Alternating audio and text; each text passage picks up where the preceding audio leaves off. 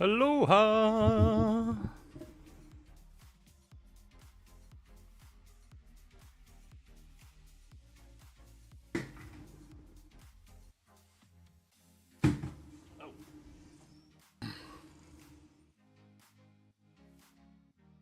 Hello, everybody. We're all good. We're all rock and rolling. Hope you happy weekend. Happy Saturday.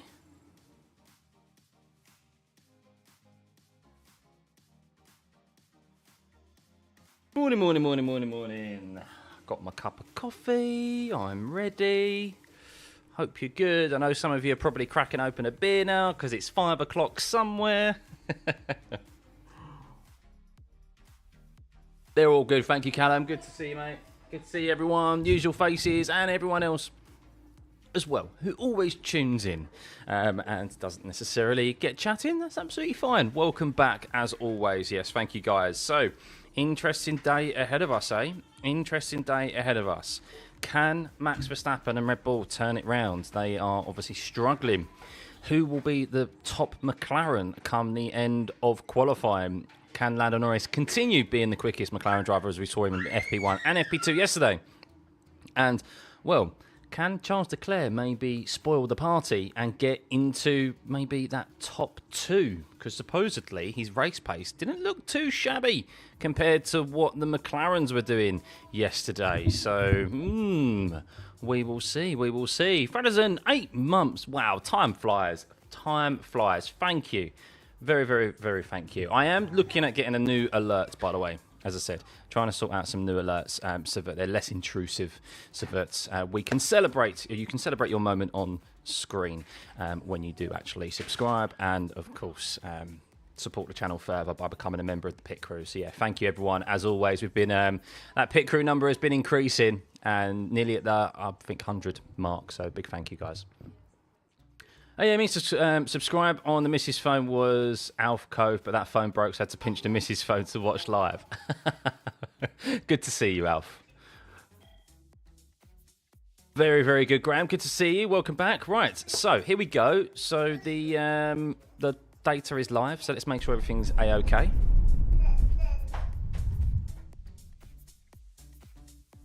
And it is indeed. Mwah, perfect, perfect. I'll tell you what, I do actually have an idea for an alert, and I'm probably going to have to hire someone to create it because I haven't found anywhere that does it. But I want just like a little F1 car, a single-seater car that comes into screen at the bottom here or something, or above my head, and it just pops in, it spins its wheels up, it drives off with a puff of smoke, and then it leaves the alert, like you've subbed for X amount of months, you've become a member, donated, etc, etc. That's what I'd like. That's the vision I've got in my head. I'm gonna make it happen. Will it be done by tomorrow? No, but it will be ready for after the summer break for sure.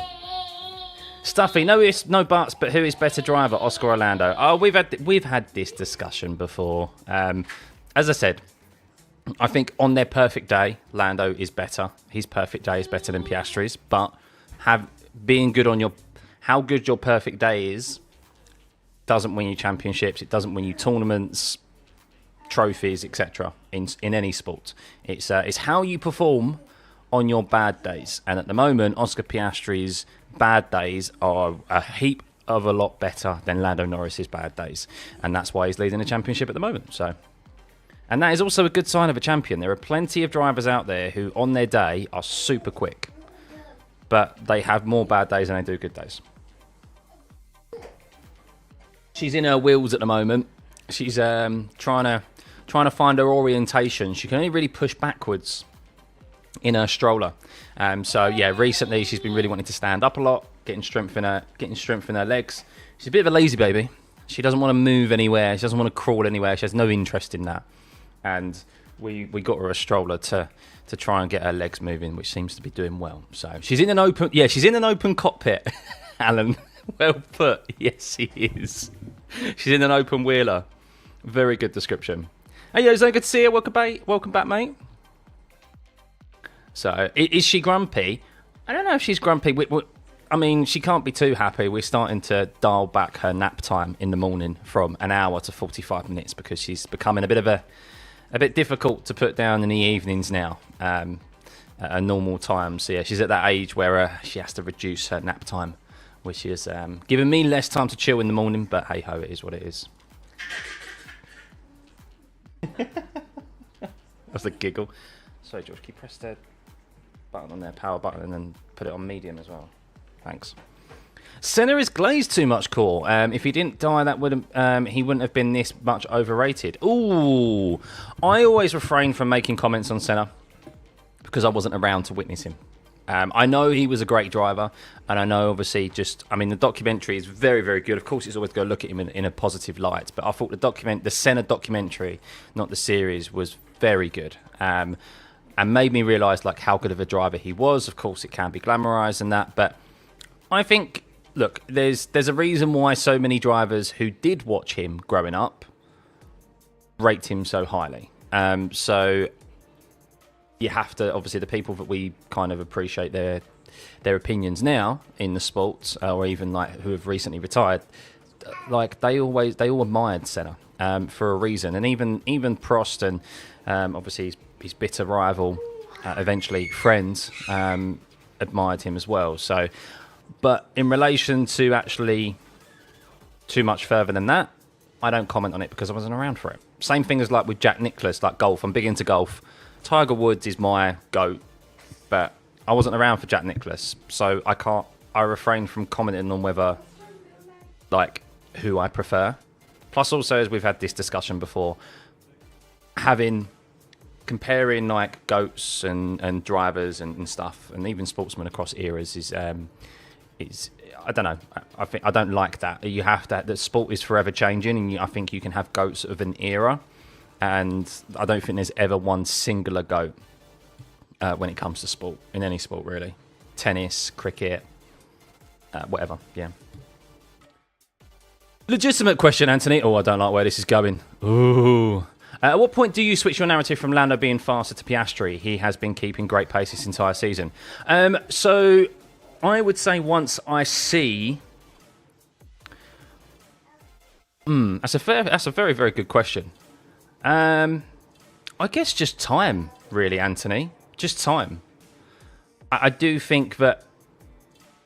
I guess, really, the true barometer will be, and hopefully we see them be teammates for quite some time, or at least be competitive for some time, even if they move to different teams. But I guess the thing is that we have seen... Really, I don't think have we truly seen both of those drivers at full tilt yet, like where they've not made a mistake. Very, very rarely have we ever seen them both have a perfect weekend, and I think in the odd occasions that we have seen them do that, Lando has just come out on top. So that's kind of why, and I guess we have more of a yardstick for Lando because he's been in the sport longer. Whereas Piastri, like as people say, his ceiling is arguably higher because he's doing this in his third season in F1. However, on the flip side, Piastri has come into F1 and he's timed his career perfectly. That he's come into a team where in his second season he's had the fastest car on the grid, whereas Lando spent 6 years in McLaren in F1. I think 6 years or 5 years at least. Without having the fastest car. So he's had to go for, obviously, a different experience in F1. But the good drivers, as we always say, position themselves well. They get the best cars for a reason. But yeah, I think that's kind of it. I mean, I'm always happy by the data that I see, and I'm not against changing my narrative / opinion on things. The more I see of someone, I will completely change my opinion, like from what I maybe had at the start of the season to the end of the season. So... someone who I think was good. Shush. Someone I think was good at the start of the season. By the end of it, I may be thinking, nah, he's had his time in F1. Like, that's it. He missed his opportunity, you know. Good to see you, Ald. You only got into F1 in 2022, so I always avoid arguments about older drivers. Yeah, that's fair for us. I think that's the best way to kind of approach it anyway, so... The great drivers make it look easy. They're fast, even when they're driving at 95%. Exactly. Good to see you, Murray, all the way from Oz. Cool. I know you have... about this a lot. What's my take on Abu Dhabi 21 with Lewis or Max? I don't want to go over that too much, to be honest, Core. The only thing I kind of say on it, really, and this is, I'm not going to dwell on it, is that it's not Max's fault, it's not Lewis's fault, it was the FIA's fault, it was Michael Massey's fault, who altered the rules of engagement. Simple as. Any driver in Max's situation would have utilised any advantage given to them, and you can't. It's not Max's fault, it's not Lewis's fault. People's anger directed at Max is misplaced. It should be at the FIA and Michael Massey and potentially even Liberty Media, because we don't truly know what went on behind the scenes, do we? Hence why he is supposedly under an NDA, Michael Massey, and is not able to speak. And NDAs normally last around 5 to 8 years, I think it is. So I'm sure we'll get the truth one day about that situation, that scenario. And it may be when Lewis Hamilton has even retired from the sport. So, yeah. Baby Stuffeyy rocks. You rock. Everyone loves you. She's so far in the other side of the room right now. So, the GOAT is Jim Clark. Yeah, that's a fair. I can see why. I don't even think my mum and dad were thought of when Jim Clark was around winning races. So, and if I think this season Piastri has been out front managing pace with. Sorry, I imagine you're saying that. Do I think this season Piastri has been out front managing pace with pace in hand in majority of races? In the races that he's won like that, yes. So Spa is an example, and that's what any kind of decent front runner will do, and that's what Piastri has done very well, is that he's showcased he is a very good front runner. He responds to any kind of push from Lando, and it's an area which he has massively improved on, is managing his tyres. Many didn't think that he'd be able to take those medium tyres the medium tyres to the very end last week in Spa. The Piastri of old wouldn't have been able to do that. But he had an answer to. He would have had a delta on his dash to obviously Lando Norris, and every time he'd see that come down, he'd be able to maybe use a bit more when he wants to, because when you've got an 8-second gap, the last thing you want to do is try and pull out a 15-second gap, a 16-second gap, and use all of your tyre life, because there could be a late safety car, you know? So you don't want to unnecessarily use your tyres. So yeah, he's been managing the pace brilliantly when he's been out in front, and Lando hasn't been on top of him. So you used to work with Massey at Cams, no surprises. Oh, go on, Steve. Give us the detail. I mean, look, personally, Michael Massey seemed like a man who was doing about 3 or 4 different jobs. He was under a lot of pressure. Now, what he did was wrong, but however, he was doing way too many roles for one person. And obviously, on top of that, he had the team principals in his ear, which was never allowed. I think that was the first time it was allowed in F1 that season. So he had all of these distractions, and he's having to do all of these things at the same time. I do have some sympathy there for him. However, obviously, the ultimate decision he made was the wrong one. So Surtees was a great F1 champion, especially after winning motorbike championships. So, yeah, Surtees was a very historic driver. Sadly, lost too early as well. So, any views on the forthcoming Massa trial, Jeremy? I think it's a bit of a cash grab, to be perfectly honest with you. I do. I think the Massa situation is very different to, say, the 2021 situation, where obviously you're talking about manipulation and so forth, because 2021 was the last race of the season. That was in the closing moments of the race. So there's like no variables there, really. There's not a lot of variables between like when that decision was made to the end of the race, because it was obviously only a couple of laps. Whereas the situation with Massa, there was 7 races remaining after that. Like, there's so many variables. There's so many things that could have happened between that race and the end of the season, but would have been in his control. And so I don't think really it has too much of a leg to stand on, to be honest. And I think it's a bit of a cash grab. So, and that's not just because Lewis Hamilton won it. I think that's in the case of anyone. If he was fighting another driver for the championship and he ended up losing, like there was, I mean, that race in itself. What is he? Is he going to sue Ferrari for not putting his, not removing his fuel hose correctly? Because he arguably lost that race and lost points in that race because of Ferrari's mistake in the pit lane. So there's so many variables as to why he lost points and eventually didn't win that championship, other than just after the Singapore Grand Prix in itself. So, but you can't say that's the sole reason he didn't win that championship. Whereas with Lewis, you can pinpoint the exact moment where really he did lose that championship. So yeah, that's my kind of argument on it. But anyway, FP3 is underway. Yet to see a driver out there. As we mentioned, guys, track temperatures here. Something to keep an eye out on for this weekend. 48.5 degrees track temperature it is at the moment at Hungary, at the Hungaroring, and that is because the sun is out. The air temperature isn't really that hot. I mean, it is warm, 26.4 degrees, but not as hot as we see in the Middle East, and we don't get track temperatures anywhere near to kind of as high as what we can see here. So, yes, pushing 50 degrees at the moment, and it's only mid-morning. Or midday pretty much in Hungaroring, so it could get even hotter. Oh, nice one, Murray. Even Massey and Latifi were getting death race. Yeah, that's wrong. That is absolutely wrong. Latifi was not a fault. Latifi was racing, ultimately. And he was in his last race. Was it his last race in F1? I think it was, wasn't it? Did he get dumped the next season? Yeah, because Logan Sargent came in, didn't he? So 2021 was like Latifi's last opportunity to go racing in F1. So their races are in the day, even if they're racing for the last position. That's what they're going to do. That's just unfortunate. That could happen at any time in a race. But yeah, the handling of it, obviously, with Massey was wrong. But yeah, it's not.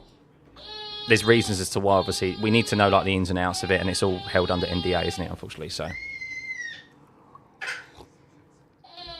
Red Bull would be second in the championship if it wasn't for Tsunoda.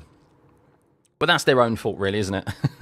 It's not necessarily completely Tsunoda's fault. He's come in and he's proven that second car is very, very difficult to drive, just as many others before him have said. So,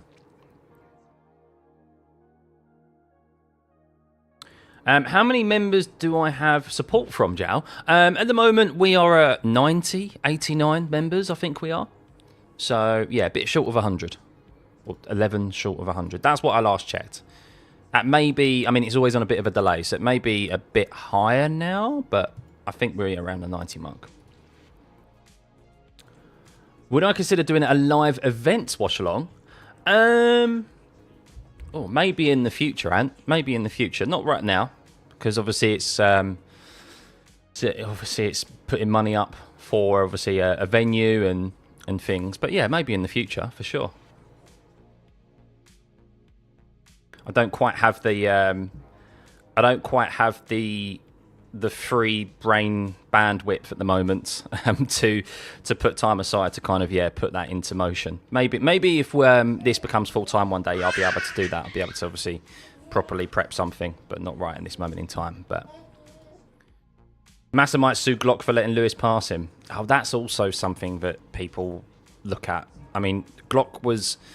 If you go back and actually listen to the radio messages between Glock and his team, it's totally valid why he stayed out there, and it was a gamble worth taking for Glock because he was on course to score considerable points in a car that he probably didn't deserve to be in. It's similar to like Hulkenberg, shall we say, like scoring that podium at Silverstone. That's kind of the position he found himself in. It was worth the gamble, and he wasn't the only driver out there on slicks at the time either. So. And we've all seen races at Interlagos. Interlagos, it can come down so dramatically, so quickly. So, yeah, you start the lap with it being okay, and then you end the lap not being able to keep the car facing forward. So, I appreciate that, Carl. Much appreciated. You will get an upgrade the next time you become a member, because you'll be a member for a month, and then you'll get the nice red logo there. That's for I think 2 months. There's one. Obviously, there's different levels. So, you as gift. I want to gift some members, but only could give the tier 2. Can I adjust so you can give tier 1? Really? I mean, I will have a check. I thought you could gift whatever one you wanted, to be perfectly honest with you. It's quite quiet on track at the moment, guys, if you're just tuning in. Not much to discuss. Let me have a check. I didn't know that you couldn't... It might be something that's locked by YouTube, so let me check.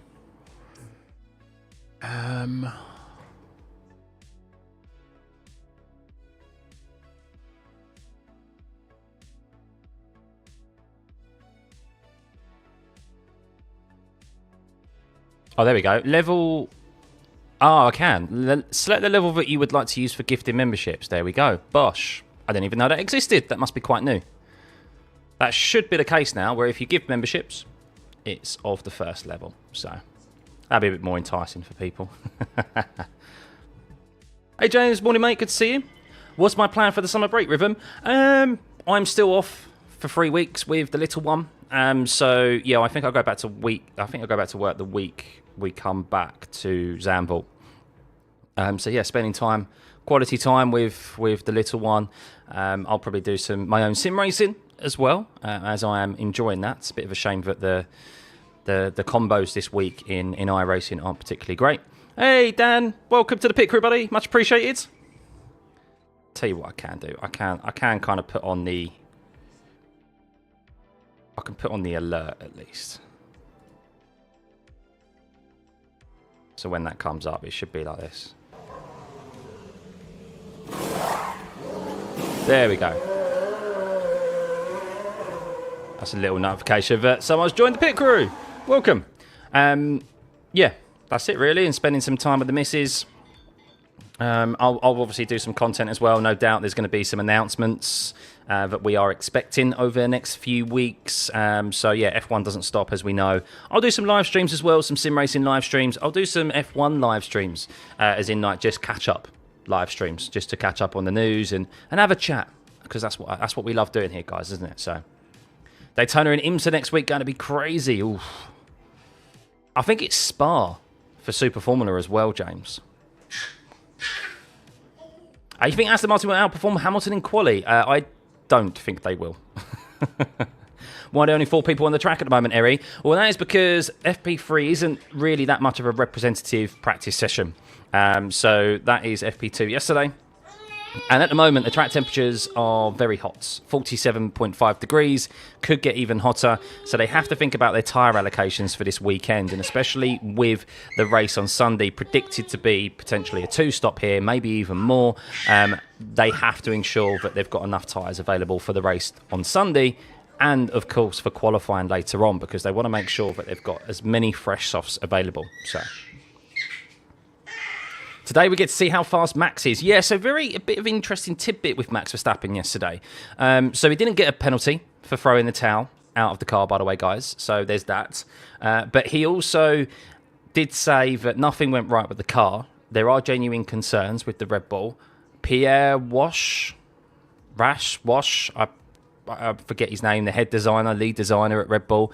He did say nothing that they thought would worked, basically. He basically confirmed that the car is absolutely terrible right now and they have a lot of work to do overnight. So, yeah, crunch time for Red Bull, and it could be a really tough qualifying and tough race on Sunday for Max if that Red Bull hasn't improved overnight. So, yes, sorry, Linda, I missed your comment there. Yeah, so no penalty. He got a warning. I am surprised there wasn't even a fine, to be honest with you. I am quite surprised about that. Now, if that was another driver, as someone said, would it have been a penalty? I do think some other drivers may have got harsher come downs there on them, but because I can't see in any scenario that throwing something out from your cockpit, other than a tear off, throwing a physical object out of your cockpit onto the track is excusable in any way.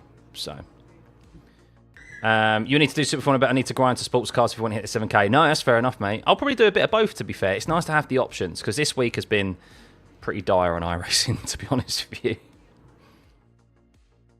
Quality time with Mini Stuffey and the missus. Exactly, Alan. Exactly. Steve, welcome to the pit crew. Much, much appreciated. Thank you, thank you. We are getting bigger and better. Thank you, guys.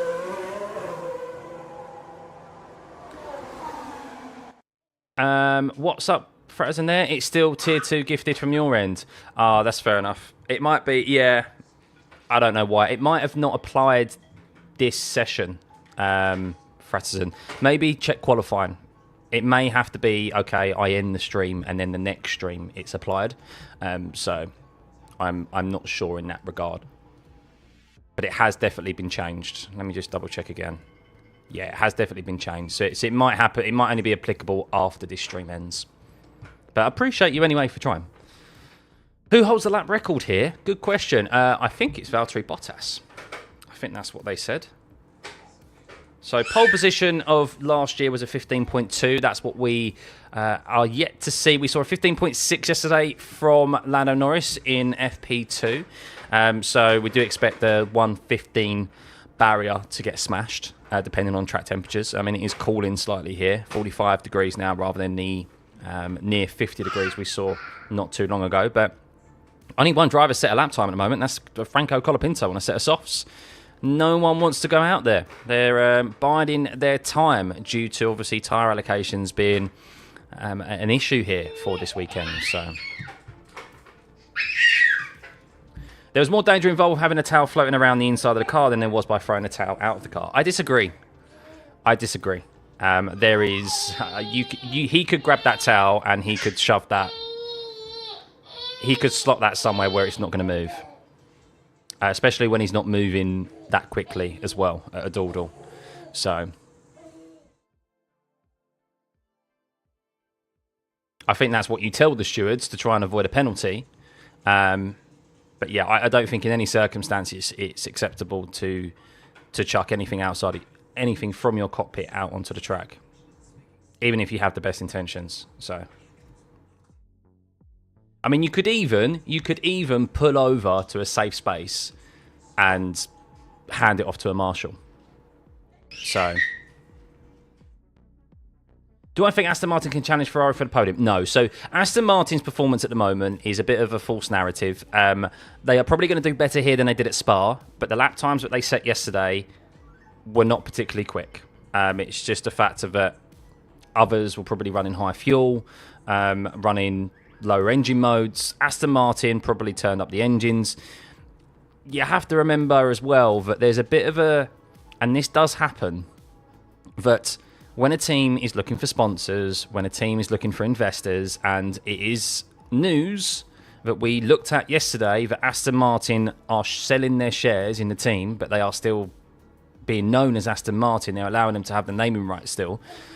And you're looking for investors. What better way, and sponsors, what better way than to turn your engine up and get some airtime?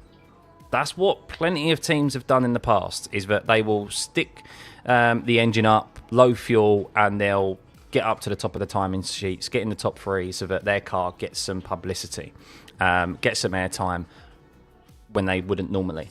And that's the cynic in me, but it does happen. And it's a bit coincidental that, yeah, the weekend that Aston Martin have announced they're selling their shares and pulling out of the team, that they're like in the top 3 ahead of the Ferraris when it comes to the performance runs yesterday. So a 1:13.45 is fastest lap. A Valtteri Bottas 1:13.55. Okay, so it was the Mercedes though. Free practice has got to be the most boring yet exciting stage of an F1 race. I can see why it's boring. Yeah, that's why I don't look at the lap times too stringently. I mean, look, shock horror, Lance Stroll's top of the timing screens again. Although not many people have actually done laps at the moment. Practice sessions for me, of course, we look at the performance runs. Yes, we do look at some long run data as well to see how drivers are going to fare in the race. But it's just an opportunity for us really to just have that chilled, relaxed chat about F1. Because obviously when it comes to quali and the race on Sunday, I am in full commentary mode and I don't get a lot of an opportunity to reply to your comments in the race. So, Akash, it was FP2, mate. I agree. You should have thrown it on the side or something far away, but still, it's freaking FP2. It don't matter. Damn, unsafe release. It was a free practice session when Felipe Massa had a bolt like, but wasn't obviously the driver's fault ahead of him. They smash into his helmet and cause him to crash and go unconscious. Like, there are still cars going round at that particular section through turn 3 at very high speeds. And a tow is something that if there are high winds, it could blow onto the circuit as well. I just think that we can have a difference in opinion. But for me, even if you used to do that at a go-kart track, you'd be given a warning, potentially even more severe for doing that. So yeah, there is always a possibility of that getting stuck in an air intake or in a wheel. So I can see the fors and against it, to be honest, but yeah. Max didn't get a penalty, he got a warning. But I am surprised it wasn't even a fine, at least. Because they give fines for obviously like pit lane infringements in relation to like being let out in front of another car and stuff, you know. So you can still have the best intentions with something to try and do things as safe as possible, but it can still be seen as like the wrong thing, you know. So Stroll has always been your coat, yeah. Why is the child making V10 noises? It's a very different V10. It's a very different V10 to what I'm used to hearing, that's for sure. But anyway, Sonoda, a 27.2 in the middle sector, have Red Bull sorted... Oh my goodness, sorry. Have Red Bull sorted out their issues from last night? We will see. Now you know, left a crisp packet on the side of the A406 last week. Sonoda with a 17.0. So don't expect lap times to be as quick as what we saw yesterday in that session because of the track temperatures, but you never know. Am I an Alonso fan or a Leclerc fan or someone else? So there's only one driver I'm an actual fan of, and I've said this before, is Lewis Hamilton, because I've watched him since he came into the sport, and he's the only driver I kind of really actively see his progression out on track to see where he is and how he's doing. But I do have drivers that I prefer over others. I don't dislike Alonso. I quite like Leclerc. I do quite like Alonso, but then I also think Alonso's done a lot of wrong things in the past. But yeah, ultimately, I want to see good racing. That's it. It's the special model V10. It's going to be interesting next year with what Nui and Honda produce with the new regs. Yeah, it's going to be interesting. I mean, I'm so fascinated by 2026 because it could be. I hope it's the more chaotic season where we have so many different teams. We have maybe like half the field fighting it out for the championship rather than one team dominating. That's the ideal scenario. That's what I want to see. I'd rather see a chaotic season where no team knows what to do with the regulations and we have multiple different race winners and multiple drivers fighting for the championship than one or two teams getting it bang on and just being completely ahead of the field. They may be being kind to Max because he's on the verge of a ban. True. I don't think it's necessarily worth a penalty point, but I think a fine getting off without a fine, I think is a bit strange. But anywho, that's that. What is the difference between throwing a small paper towel at the side of the track and tearing and dispose of a helmet film at high speed and in front of the drivers? It wasn't a paper towel though, was it? It was actually like a rag. It was like a cloth towel. So it's heavier for one. So if a driver, it can do more damage than what a bit of a tear-off can do. So that's the difference. And yeah, tear-offs are legal as well. Whereas throwing a towel inside the car, and yes, things get left in the car a lot, but you see drivers normally keep it in the cockpit and they go around slowly until they come back into the pit lane. So a 2012 type season, I think it could be more chaotic than a 2012 type season, to be honest with you. I think it really could.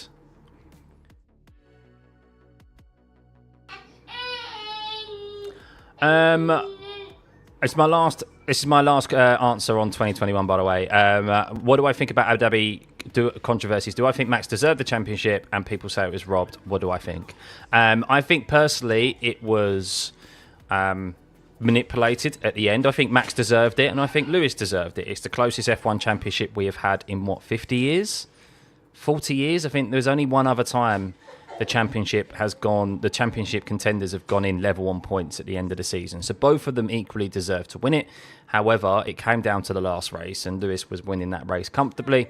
And if the rules were followed to, then he would have won the championship. So, yeah, it was manipulated, but I think they both deserved it. But in the day, there can only be one winner, can't they? So, but it's also not Max's fault he found himself in that situation, because it was both outside of the driver's control. It was obviously race control that did that, hence, i.e. Michael Massey. Right, 16.5 for Max Verstappen. So better. What times did he do yesterday? Let's have a comparison. I need to see what times he did yesterday to see if there's actually any improvement from Max Verstappen. So let's have a look. We can have a look. So practice 2 yesterday, Max's fastest time was... So he was 1.1 seconds off of, so it was a 16.7. So he's already matched the fastest, he's already beaten the fastest time he did yesterday, by the way. So it's an improvement, but it's still some way off where we expect Max to be able to be. So you need an Albon podium. It seems impossible. McLaren's just way too advanced. Yeah, that's the problem. You need some sort of collision. Unfortunately for Williams and obviously the rest of the field, they need a race like, as Lewis Hamilton goes 2 tenths behind Max there, but they're still some way off, obviously, the lap times we saw yesterday. So they're not pushing at the moment. They're probably still saving engine. They might be doing some one push lap and then doing some long runs on this set of soft tyres. So, 49 degrees the track temperature now. Interesting. I just lost my train of thought. So...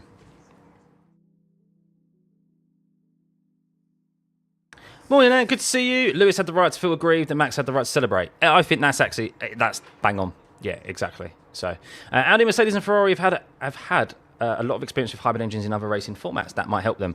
That is the prediction, yes. However, nothing's guaranteed, of course. So, Charles to the top of the timing screens as he is...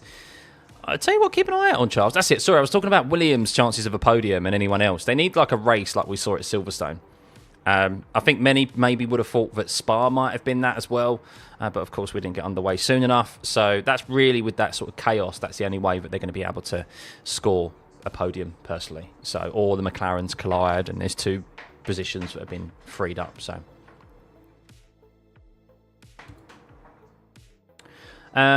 if you consider Silverstone and Hungary, where he got taken out by Merck, he would have sealed the championship before Abu Dhabi. Coulda, shoulda, woulda. Lewis also had his moments as well. Obviously, the brake magic button and things. So that's the beauty of a 24 race season, 22 race season, whatever it was in 2021. So there are so many things that can happen, and you're not very, very rarely with a duration of a season that long are you going to have a perfect season, especially when you're in competition. It's different if you've got no competition. We know it's still not easy, but it's very different when you're in high-pressured moments, high-pressured environment, fighting for a championship with someone else who's such a very good high performer like Max and Lewis were. There's going to be a lot of moments, a lot of races where they look back at and go, yeah, that's where the season could have been won, and so forth. So, yeah. Who do I think will be the best of the rest at the moment, Elite? I think Alex Albon. I mean, he is still the best of the rest at the moment, and he is doing tremendously well. And he could be even further. I mean, he had 4 retirements in a row, didn't he? 4 DNFs in a row, I think it was, prior to Silverstone. So he should be really a lot higher up than he currently is. And I've been super impressed with his performance this season thus far. Like, he's completely outperformed Sainz. We know things haven't gone swimmingly well for Sainz, and there's been reasons from Williams' side of things as to why he hasn't performed, but Sainz in himself hasn't been at the level as Alex Albon. Like, Albon's come in and gone, right, it's my time to prove myself, and boy, has he, I think. So, has George Russell signed a new contract with Mercedes? Not yet. No, probably announced in the next week, I imagine. Yeah, probably just dotting the I's, crossing the T's, you know. Now that everything's been confirmed, that I think Max came out and said that he is not moving anywhere. He is staying at Red Bull. So, matter of time for them.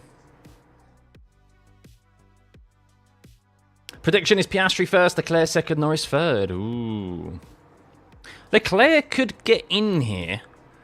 I saw the lap times yesterday from Leclerc, and his race pace looked pretty good compared to the McLarens. Now, can he split them when it comes to qualifying?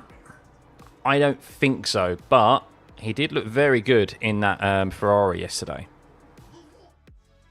Behrman somehow got four in a row, yeah.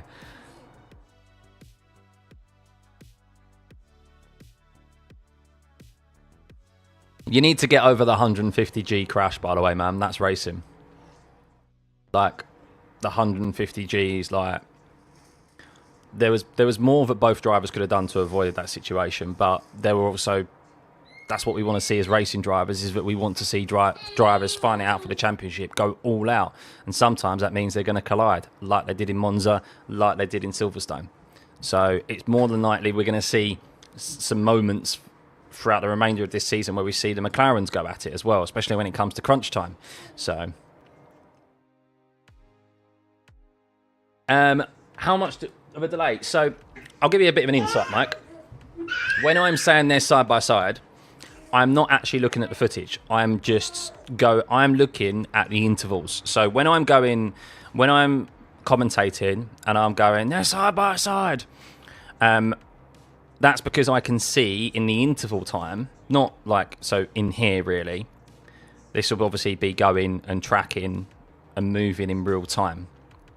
And I can see that, of course, if that gets to less than a tenth, then they're side by side. Because if it's less than a tenth, they're side by side.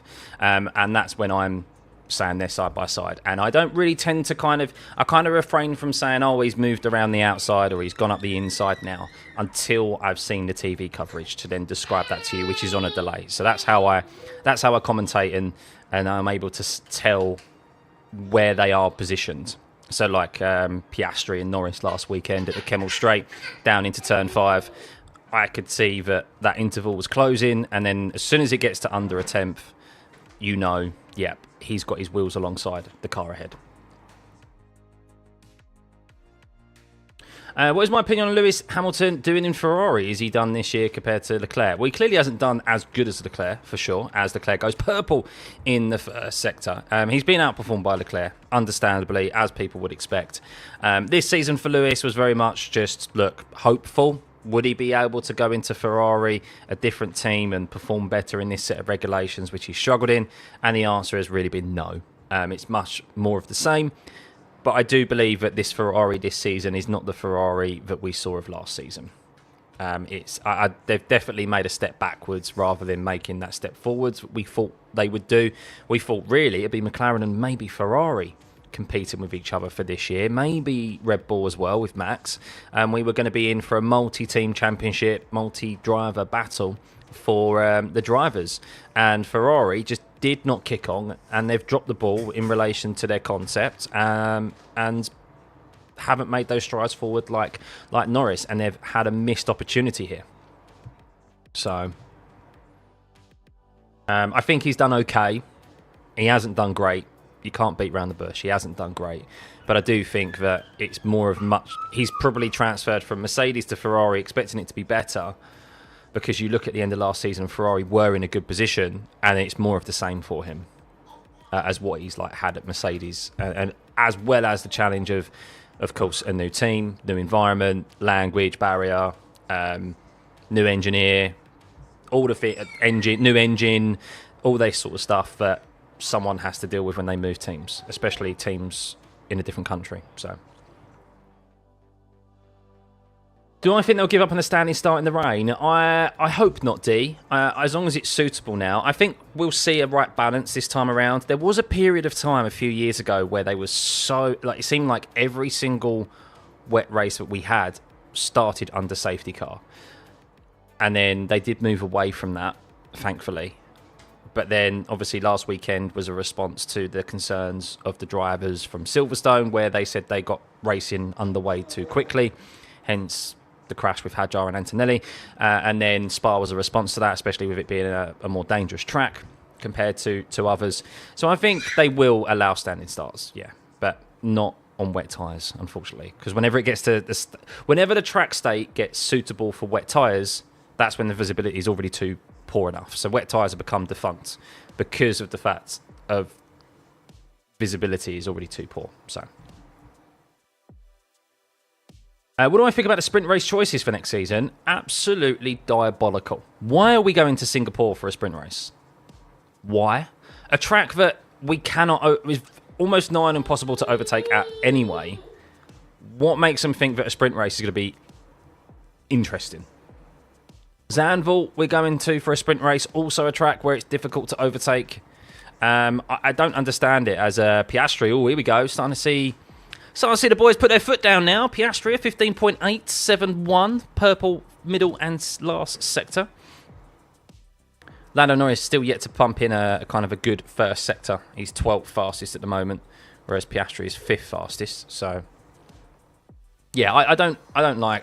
It's a bizarre choice for them with the sprint selection for next year. Thanks, Mike. So how much delay do you typically set on the Sky Live footage? I'm not in control of that, to be fair. It's on average, I think, around a minute and a half delay. It used to be quicker than that, but it seems to have got a bit more so. But I don't mind it, to be fair, because I'm able to actually detail back to you guys what occurred. So, yeah, it's around a minute delay, to be honest, I think. So let's have a look now. So actually on my TV, so I've got, I'm really greedy in the front room. I've got the TV, my 65-inch TV here with the coverage on. And then I've got my phone, which I've got another earbud in so I can actually listen to it and listen to the radio messages. So my phone's on more of a delay. The TV coverage is now at 2840. So that's on around a 30-second delay. 35-second delay, the TV coverage. And then if I've missed something on the TV, I can look at my phone, which is on even more of a delay. So see the things that I do for you guys to bring you coverage, eh? To bring you the best experience possible in these watch-alongs.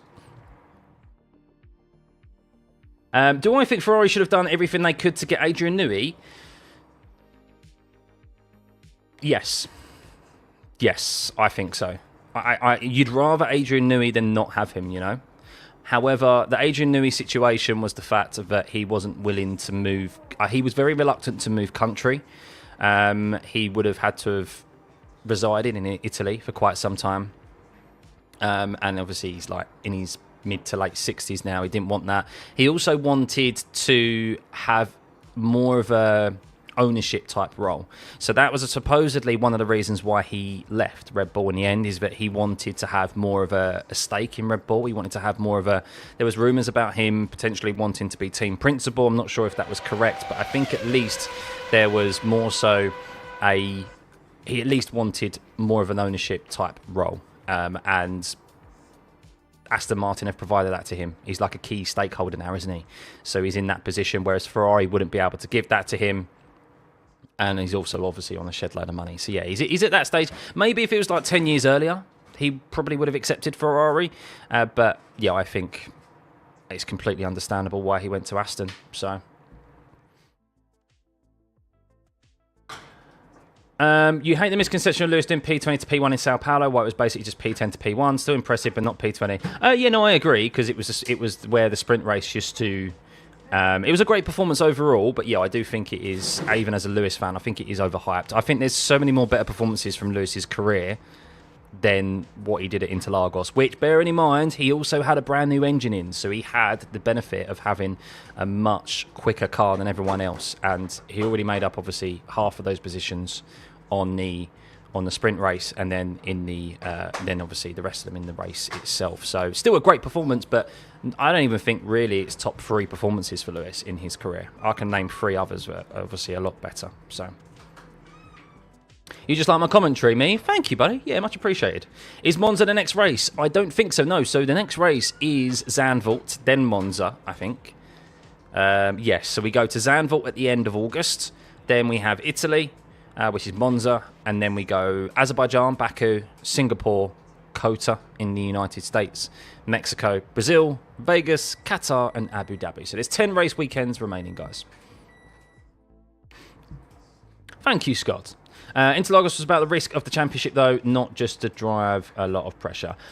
True. Yeah, no, there was the pressure element of it as well.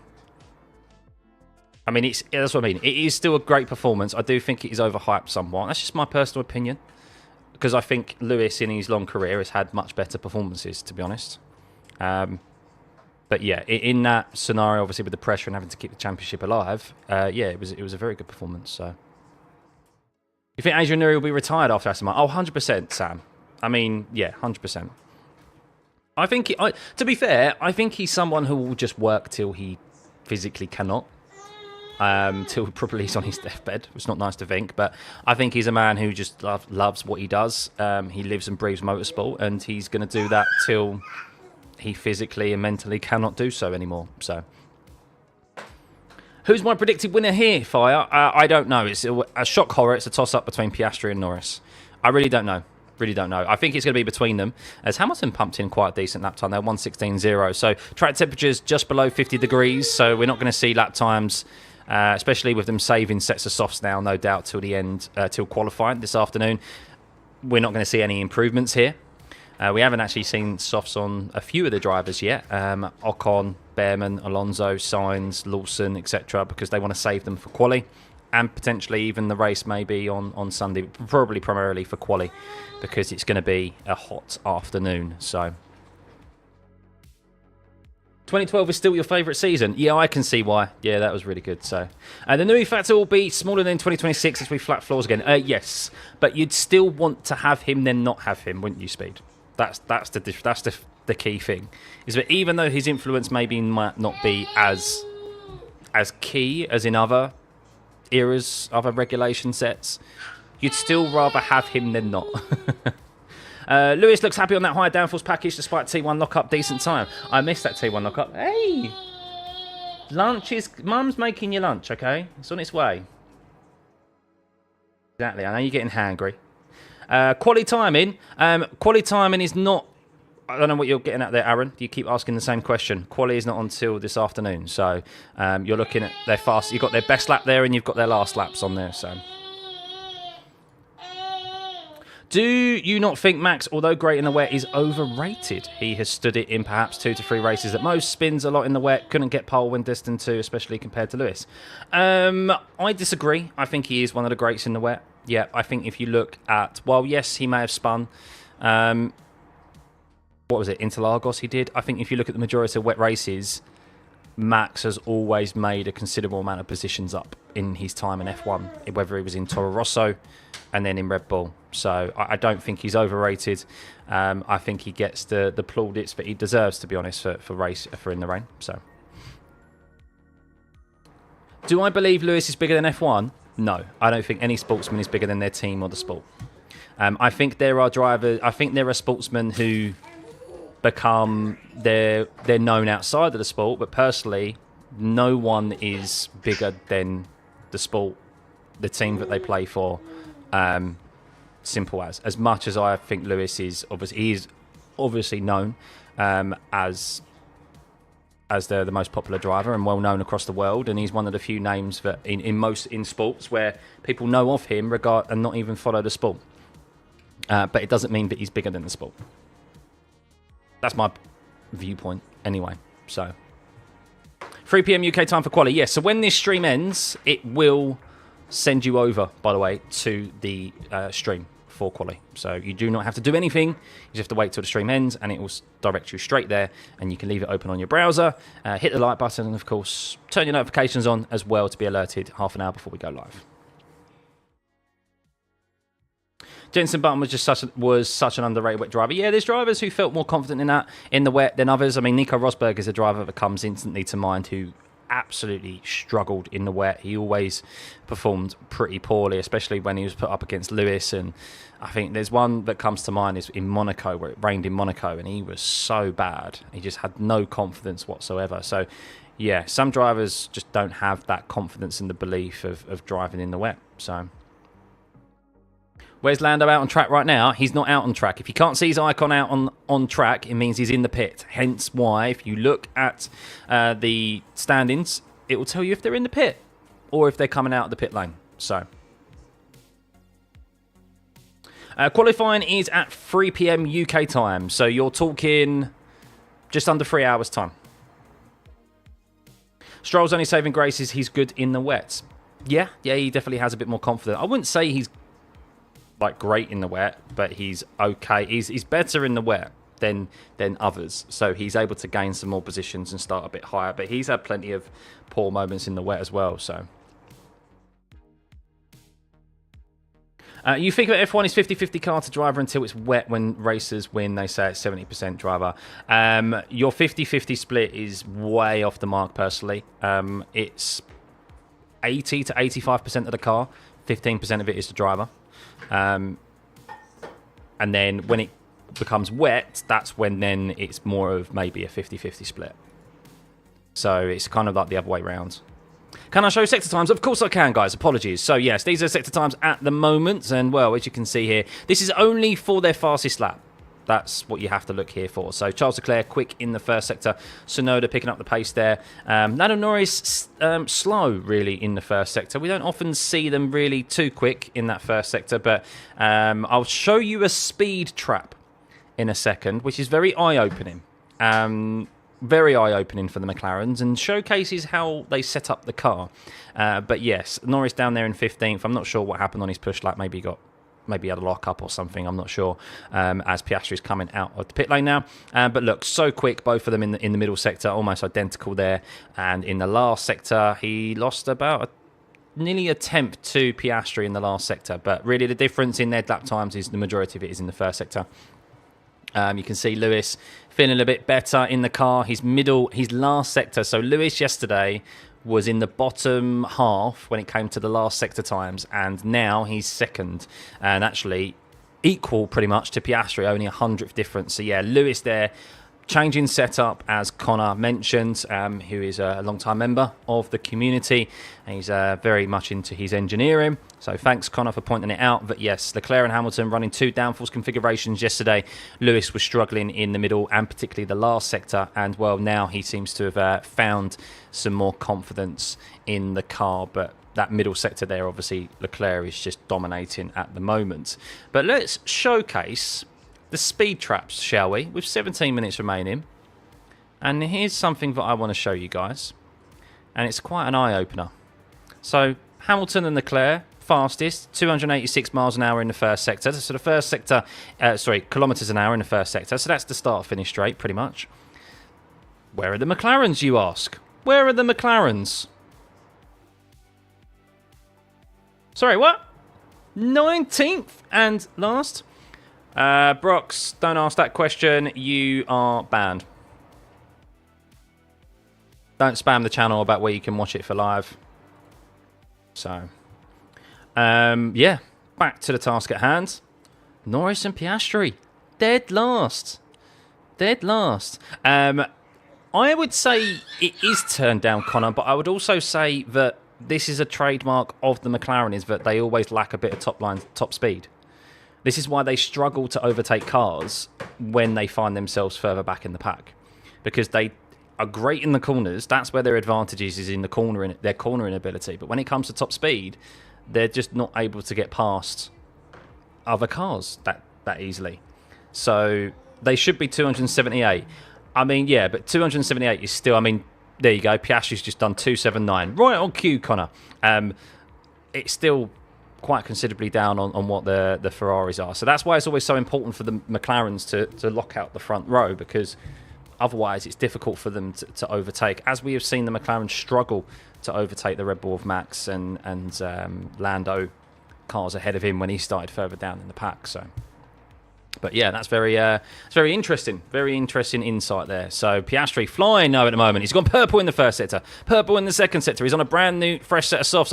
I thought we wouldn't see anyone put on a brand new fresh set of softs, to be honest with you. How wrong I was. But thankfully, we are going to see lap times improved here. So how quick can Piastri go? Is it the fastest time this weekend? Oh, a sub 115 for Piastri. Behave. I didn't think we were going to see that until quali. Interesting. So that's 3 tenths quicker than pole position of last year. Let's keep an eye on Lewis Hamilton, shall we? He's on a push lap.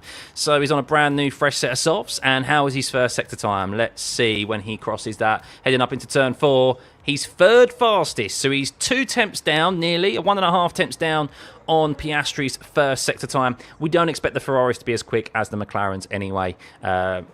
But they are fighting for that last podium position, of course, as Norris is starting his lap as well. Let's see what he can do. He has had the better of his teammate this weekend thus far, topped both FP1 and FP2, so we'll keep an eye on him as he heads through turn 1. Seems to be a good turn 1, so no lockups there for him. Hamilton's middle sector is a 26.5, and well, that's second fastest out of anyone today. However, it's 3 tenths down on Piastri in that middle sector. That just shows you how good that McLaren is in the middle sector, as Norris goes second fastest in the first sector at 27.577, so he's a 10th down on his teammate in the first sector, as Hamilton does a 1:15.6 there, and he lost 2 tenths in the last sector on his best previous. So 7.5 tenths down on the McLaren there is not very good, although we don't know, obviously, engine modes and so forth. But still, yeah, improvements to be had there for Lewis, we will expect. But Norris has gone green in the middle sector at 26.3. So at the moment, he's about 2 tenths down, Norris, or 1.5 tenths down on Piastri on this push lap. Unless he has a mega last sector here and does a sub 20 or a 20 flat. Oh, it's close. 21 flat, sorry. He did do a 21 flat. He did do a 21 flat. 0.03 of a second behind Piastri. Oh. Will we see a 1:13? I don't think so. I think we'll probably see a 1:14. So.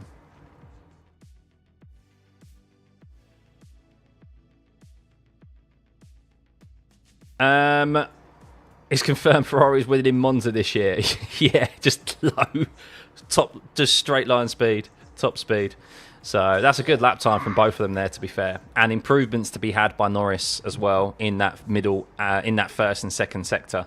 So I can just show you the sector times quickly here in that push lap from both Hamilton and from the two McLarens, and you can see, look, just around a 10.5 difference in the first and second sector, and then, I mean, that last sector was very good from Norris, which clawed him back a lot of time. So, yeah. But let's keep an eye on Charles, shall we? I think he's on a push lap at the moment, so we'll stay on board with Charles, as his lap times are not being noted at the moment, or his sector times aren't being noted, so that's interesting. So, maybe the transponder of Charles Leclerc is not working. Okay, no, maybe he's on an outlap. Oh, Charles Leclerc's on an outlap, I think. So, yeah, we'll keep an eye on Charles because he's going to be interesting. The Mercedes are on a push lap as well. Russell's just gone second fastest in that first sector, but then his second sector is half a second off of Oscar Piastri. That is a big difference there. Big difference. Stroll is cooking. They've just turned the engine. As I said, the cynic in me is that they've turned the engine up and they're trying to get some investors and get some airtime, because Aston Martin have announced they're pulling out of the team this week. So Leclerc about to go fastest in Sector 1. Let's stay on board then, shall we? There we go. So P8 at the moment, Charles Leclerc falling down the order here in this push lap, and he has been the quicker of the two Ferraris. There is a big gap between P3, Lewis Hamilton, and the McLarens. So Antonelli moves up into P4, but Leclerc making his way through up into the kink of turn 4. This is where we get the first sector time. It's a 27.4. Oh, that is an identical, and there's an off there for Hadjar. Hadjar has just spun, I think, in the last corner. On the entry to the last corner, Hadjar has just spun. There is a yellow flag, a double yellow. Hadjar's got going again. So what has actually happened there to Hadjar? Thankfully, it's not going to get in the way of Charles Leclerc. Charles Leclerc's first sector time is identical. Absolutely identical to Oscar Piastri's. His middle sector time is 2 tenths off, though, or 3 tenths off. Him and Lewis Hamilton almost similar in the middle sector. But at the moment, I mean, how is his last sector? The McLarens are just so dominant in that middle sector. It's ridiculous. But this could be a good lap time from Charles. 4 tenths back. 4 tenths back. So I'll show you those sector times. 3 tenths off in the middle and last sector. Almost. Really. Then that... Oh, well, he's 3 tenths off of the fastest time in the last sector, 2 tenths off Piastri, pretty much. So, yeah, so overall it's like 4 tenths off. But I'm wondering what happened to Hadjar. They're still not showing the replay of what he did. Oh, my goodness. George Russell getting into a real slide out of turn 13 there. As, oh, my goodness, Hadjar did go into a spin. He hit the rear. He actually touched the grass on the exit of turn 13, which is what sent his car into a spin. He's okay, though. He's okay. I think we could see a few moments in qualifying, you know. We've seen them in practice. I think we're going to see a few drivers slip up when it comes to their push laps in qualifying in a few hours' time, guys. Very intriguing times. Is there any hope for George Russell and Mercedes-Benz during race day? Ultimately, no. I don't think so. No, the Mercedes do not. They look comfortably the third fastest car, as Max Verstappen, by the way.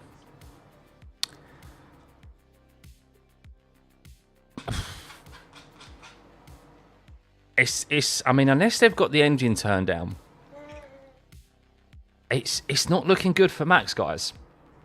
The way it's going at the moment, Max looks like he's struggling to qualify Q3.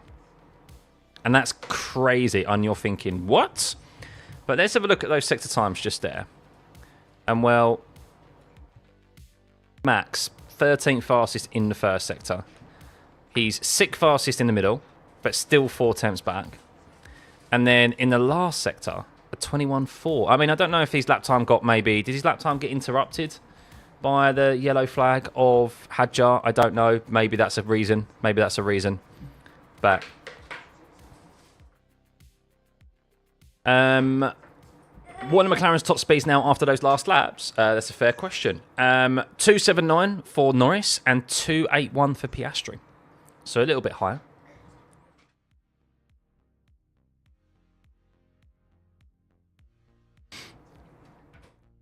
Max is too... No, he's not.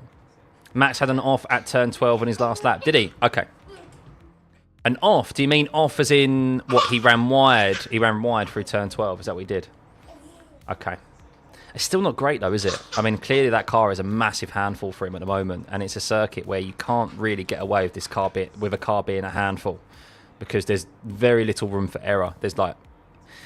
especially through the second and third sector, there's very minimal runoff. There's grass, so if you have a moment, you really have to back out of it. You can't keep your foot planted. So can't wait for Max to qualify well. Whenever he calls him a god, rinse and repeat. We have seen it so often. Of course, but I don't know. Something just doesn't seem right. I mean, evidently something's not right. Yeah, they're more so on the back foot than they've ever been here. But we'll see. I'd still expect him to get into Q3. But it could be his worst qualifying of the year. Do I think Honda will take over from Aston Martin when they leave? Maybe. I mean, apparently they're still being known as Aston Martin, even though they're selling their shares. So I'm not sure how that's working. So they're going to be known as Aston Martin for still quite some time, but they're actually selling their shares in the team, and I imagine they won't stay at Aston Martin for much longer. But I imagine Lawrence Stroll would want to find a name rights holder for the team, preferably a car manufacturer. They're also Liberty Media want that as well. They don't want just like a Stroll racing, hence the whole Andretti saga, hence why it's now Cadillac. That whole bid is the only thing that changed, apparently, from the whole bid with Cadillac was that it was just the name. It wasn't Andretti F1 or racing. It's now Cadillac. So it's all about appearances, isn't it? It's all about whether or not what looks good for the team, for the sport as a whole. So... but they're in the sport already, so I'm not sure whether they have much of a sway over that, of how they want to name the team. So, that Red Bull has zero balance in long corners, Connor. That's not good for them, is it?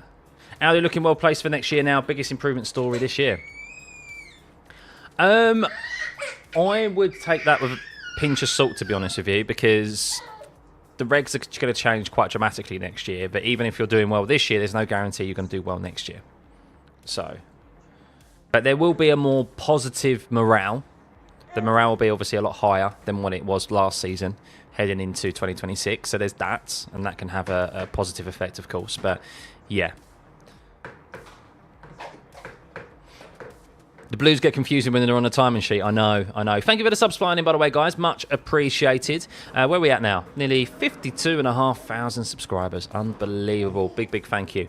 Getting closer to that 100,000 subscribers. Of course, small steps, baby steps. Let's get 55,000 first. So big thank you, guys, as always. What about Haas?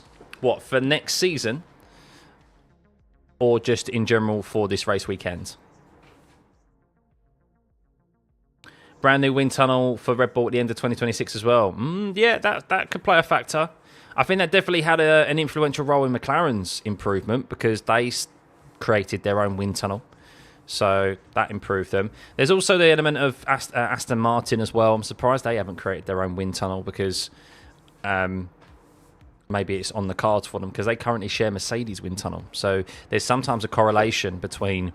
and you have seen it, this regulation set, where when Mercedes have made a step backwards, so have Aston Martin, because they share the same wind tunnel. So if there's a poor correlation in the wind tunnel to the track, which we have seen from Mercedes, hence why they had such porpoising issues for a long time at the start of these regs, they see that in Aston Martin as well. So. For a moment, you thought George Russell had joined the... You're driving slowly so you can message me. Yeah, you just got the what? You just got the stream up on the dash. Good publicity. Do I think Haas get into Q2? Yes. Yes, I do. I do think they'll get into Q2. The Alpines look shocking.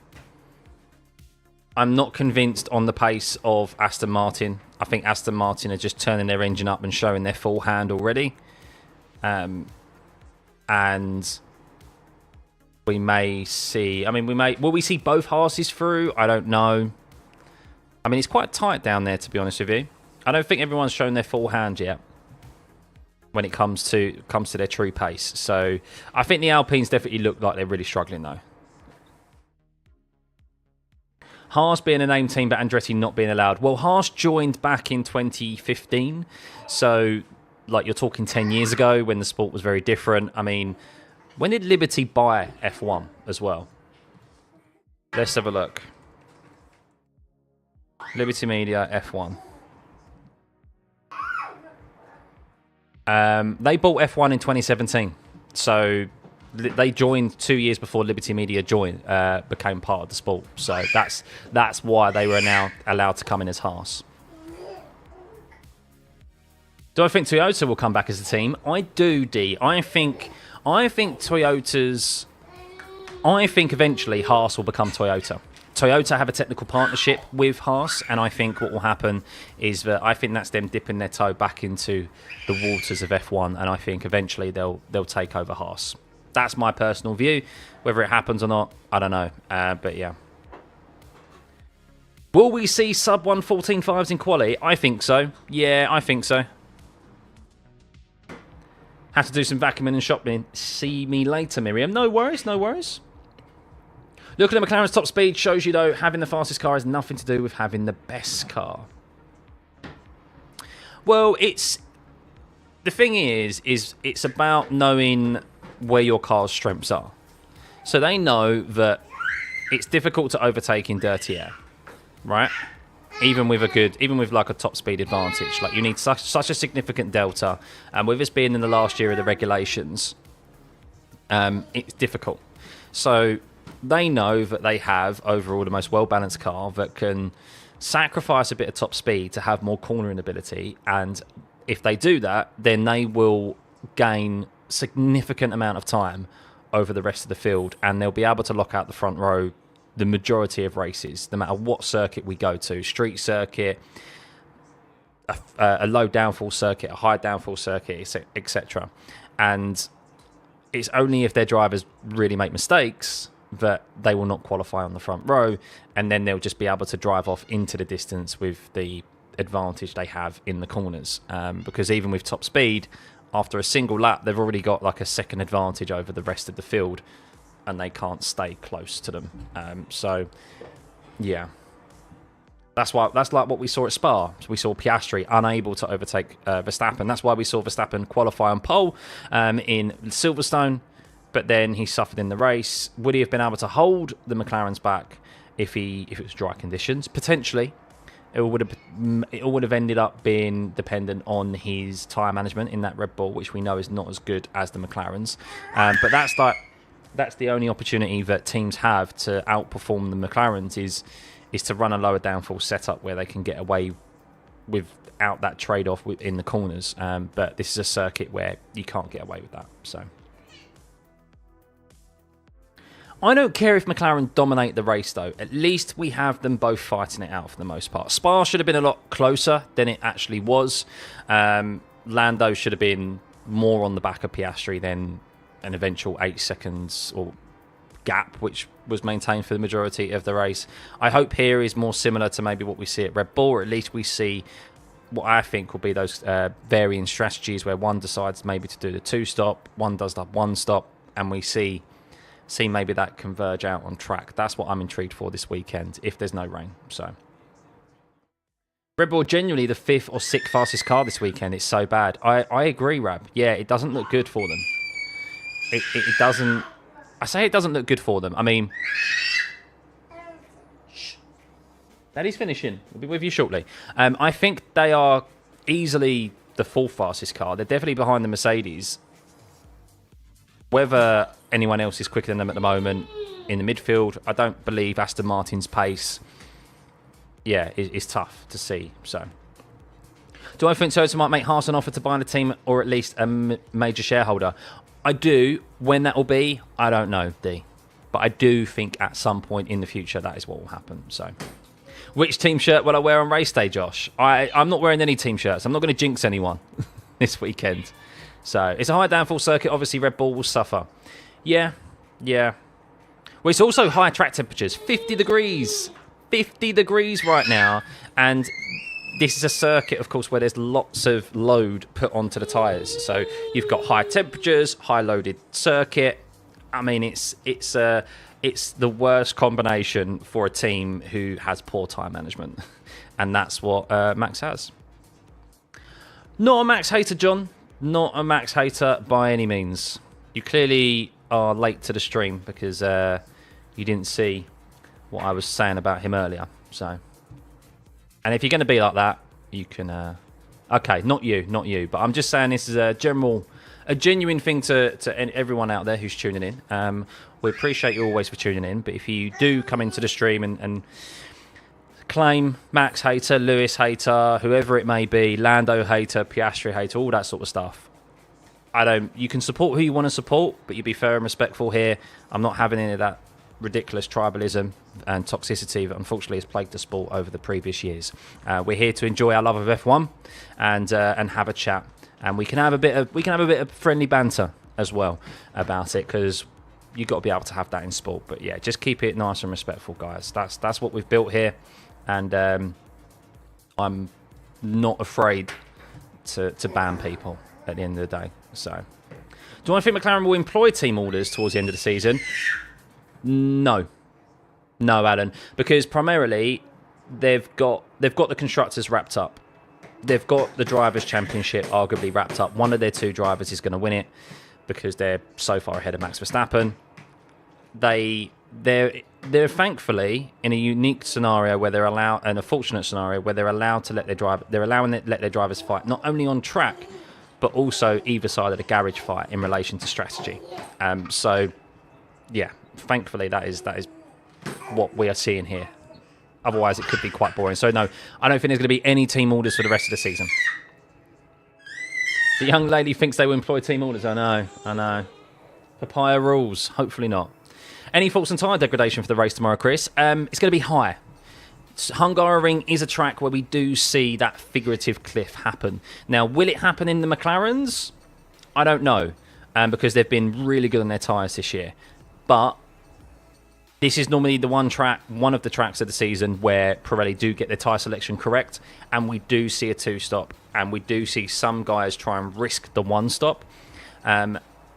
And sometimes it works, sometimes it doesn't. But what it allows us is to see convergences out on track where those who have tried to hold onto track position get chased down by the more aggressive 2-stoppers, and they meet out on track at a circuit where it is possible to overtake. And that's what I'm looking forward to this weekend.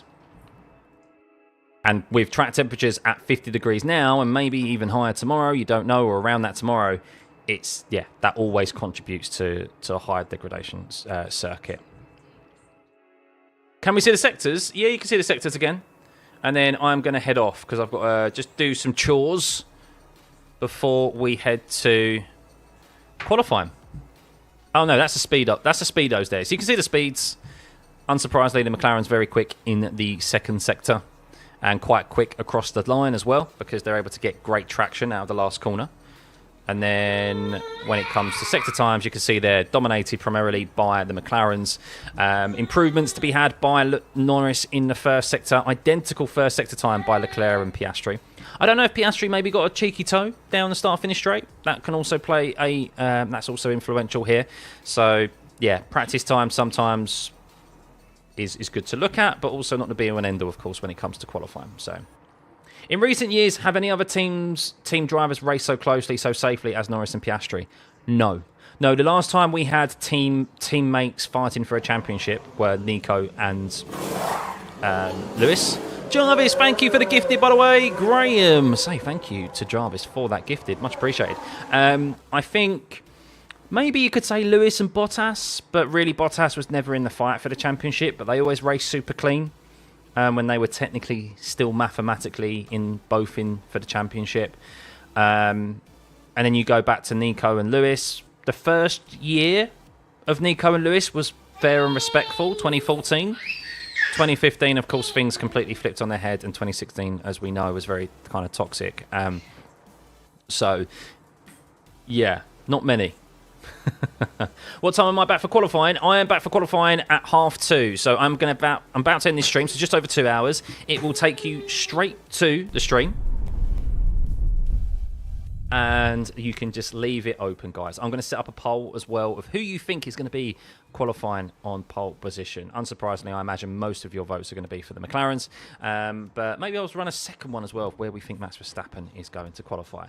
6 drivers had their maiden F1 win at Hungary. 3 went on to become World Drivers' Champions. And another one of them may do this year. Yeah, very true.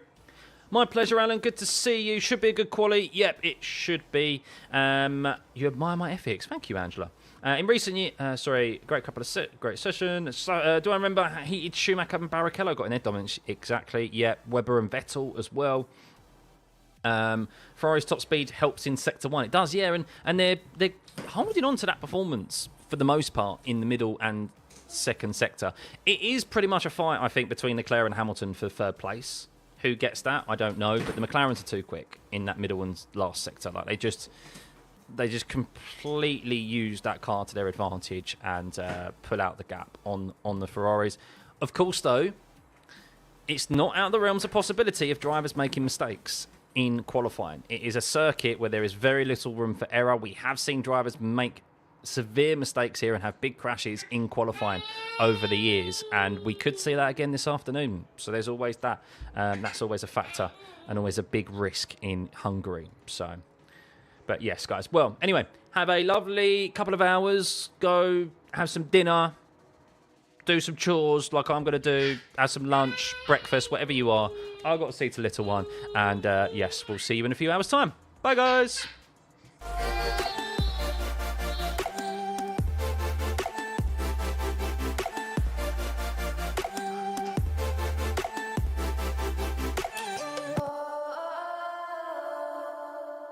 Road Podmic.